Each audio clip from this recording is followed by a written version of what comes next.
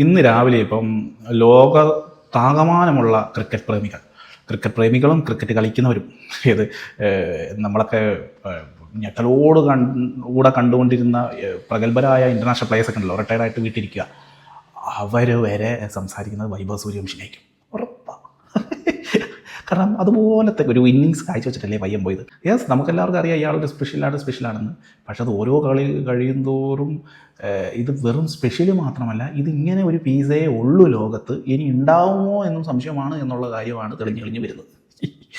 പുള്ളി ഇന്നലെ വരെ ഉണ്ടാക്കിയ കുറച്ച് റെക്കോർഡുകൾ ഞാൻ വായിക്കാം കേട്ടോ. മുഴുവൻ വായിക്കണമെങ്കിൽ ഈ ഷോർട്ട് വീഡിയോയിൽ നടക്കില്ല. Most runs by an uncapped player IPL കേട്ടോ, 680 റൺസായി. Most sixes in a single season, 65 സിക്സായി. 14 വർഷം മുമ്പുള്ള റെക്കോർഡാണ് തകർത്തത് ക്രിസ് ഗെയിലിൻ്റെ. First batter to score 600+ runs with 200+ strike rate in IPL. 600 മേലെ റൺസുകളൊക്കെ ഇഷ്ടംപോലെ താരങ്ങൾ എടുത്തിട്ടുണ്ട്. വിരാട് കോഹ്ലിക്ക് എത്രയോ തവണ എടുത്തിരിക്കുന്നു, ശുഭ്മാൻ ഗിൽ എടുത്തിരിക്കുന്നു, സായി സുദർശൻ എടുത്തിരിക്കുന്നു. പക്ഷേ ഇത് എടുത്തിരിക്കുന്നത് 200 മേലെ സ്ട്രൈക്ക് റേറ്റ് ആണ്. 200 മേലെ എന്ന് പറഞ്ഞാൽ 243 strike rate. Most sixes in A play off game, 12 six.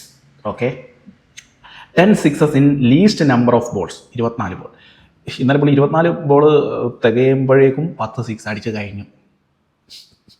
Most sixes in power play, 8. Power play തന്നെ 8 സിക്സ്.